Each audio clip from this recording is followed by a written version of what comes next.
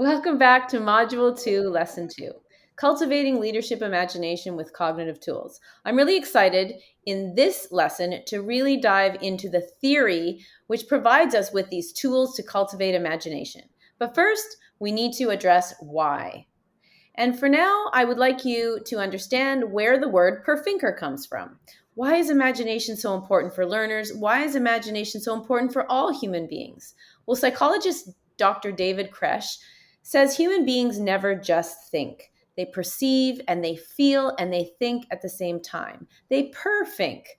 So, as perfinkers, imagination is very important for how we make sense of the world, how we make meaning of the world, and how we remember our experiences. At the heart is feeling.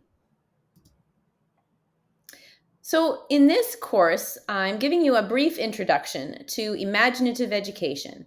And the founder of this particular theory was Dr. Kieran Egan. There's much, much more you can learn about this approach. And we have master's programs on this approach at Simon Fraser University. But I want to just introduce it to give you a theoretical framework for these cognitive tools that we're going to talk so much about. The thing about imaginative education is that it's designed for perfinkers. That means it's designed for humans, people who perceive and feel and think at the same time. Imaginative education is an approach to teaching that it is designed to engage but also grow imagination. And it does this with something called cognitive tools. So what I want to talk about in this approach, So what I want to talk about in this course is what these cognitive tools are, where they come from, and how you can apply them to leadership. What's interesting is there's conversations about how we need imaginative pedagogies in leadership education to grow imagination. And there's talk of using stories and perhaps using drama and using other imaginative formats, but there's no theoretical framework to explain why the stories or the drama or other role play types of activities actually engage and grow imagination. And that's what imaginative education does for us. It offers us practical tools, but it also provides a theoretical framework for describing how and why these are tools that develop imagination. So, what is a cognitive tool? Many people will have a preconceived notion about what a cognitive tool is simply based on living in the world today. Well, a cognitive tool is not something you can buy, and it's not something you can download off a website.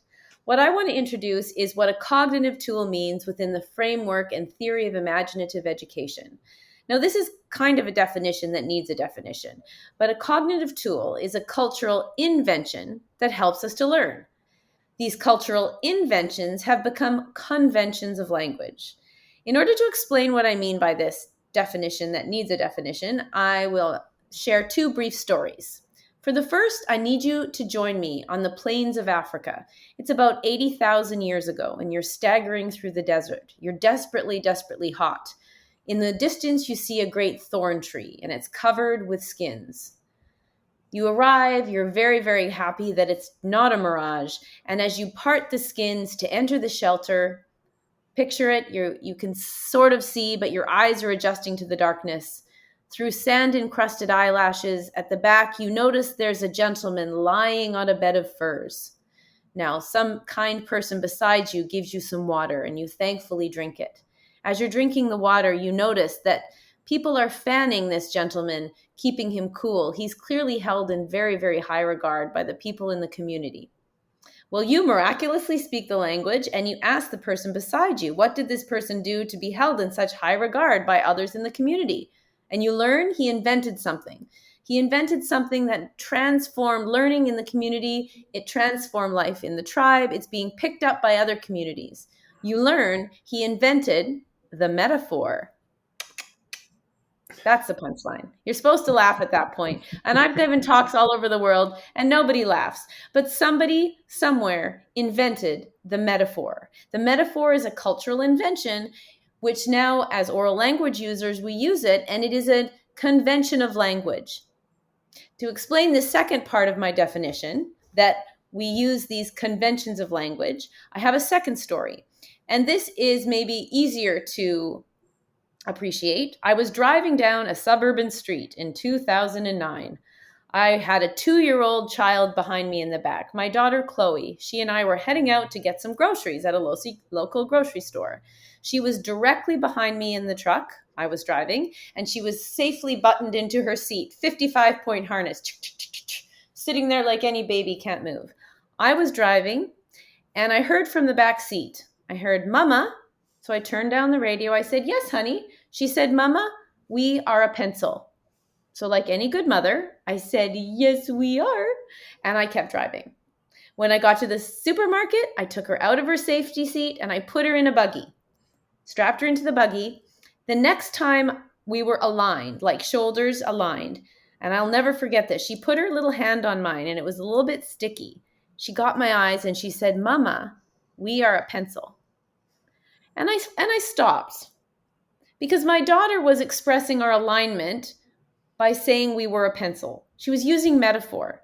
She was only 2, she was starting to talk, and now she's using metaphor.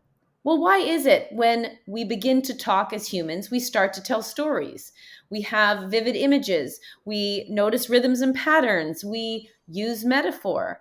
Well, this is the idea of a cognitive tool. These are all conventions of language that we pick up being members of communities that use language. So, what's important to know is that as members of communities, we have all kinds of tools that are used by us because we are members of communities that use language. So, these are some examples. There's a whole set of tools that engage and grow imagination that come with orality. The story form, vivid mental imagery, abstract dramatic tensions, rhythms and patterns. You'll notice that these are all qualities of the great myth stories. In fact, they are, because before language was written down, these stories needed to be memorable in order to be remembered, in order for the cultural storehouse to be passed on from one generation to the next. Different cognitive tools were employed to make the knowledge meaningful and memorable. We used imagination to pass on that knowledge from generation to generation. So, as oral language users, whatever the oral language may be, we have all of these tools of imagination that come along with them. But we also have a set of tools that come along with literacy. And literacy has really rewired the imagination. So now there's different things that interest our imaginations. We still have all those tools of orality, but now we have a different forms of story that interest us. We tend to associate with heroic qualities in the world around us. We tend to be interested in extremes of experience and limits of reality. Have you ever met a 13-year-old who's interested in the Guinness Book of World Records, wants to know who has the longest fingernails or who's the tallest human being? These are all features of the imagination that come along with literacy. Now, what's interesting in terms of education is that many gamers are very good at engaging these tools. In education, if I was talking pedagogy right now, I would say we need to use these same tools in our lessons for math or science or whatever it might be. But these are also tools we can employ as leaders. These are tools that will help engage our imaginations and engage and grow the imaginations of the people we're serving in our communities. And there's tools of theoretical thinking. The theoretical imagination involves a sense of agency, fascination with general schemes and anomalies within general schemes, critical engagement with meta-narratives and capital T truths, moving towards a point where we understand that there are no one truths in the world. But what we have is a fascination with an abstract realm of ideas that explain the world. Now, as I said, we don't have time in this program to go into imaginative education in depth, but I have included links and resources within the module if you'd like to learn more. What I'd like you to take away from this, though, is that we are all equipped with tools to engage and grow imagination that we need to use to cultivate the ways we envision the possible. What is it that all of these tools do? What does a sense of agency or extremes and limits of reality or a story form? How is using that tool helpful for leadership? Well, how is that tool helpful for leadership? Well, when we use a tool like a story or a metaphor or a dramatic opposition or a sense of agency or call out abstract general ideas, what we do is we gauge emotion with imagination and knowledge. We create what Kieran Egan calls a little factory of understanding. So by using a cognitive tool, you're actually making that knowledge meaningful by engaging emotion, and then which passes it through the amygdala. Now, Andrew, that's for you, the brain science part of that. So I'd like you to reflect and discuss briefly. Look at the resource provided with this module. What cognitive tools do you already use? Which would you like to develop or apply for the first time? This is a resource that is designed for leaders and links to a few different aspects of leadership. It's meant to be a very quick introduction to different cognitive tools that you may have heard about before, but you've probably not heard them described in terms of cognitive tools. You've probably not heard them described in terms of imagination. But what I want us to think about is how these are, in fact, tools that will cultivate the soil of our imaginations as leaders.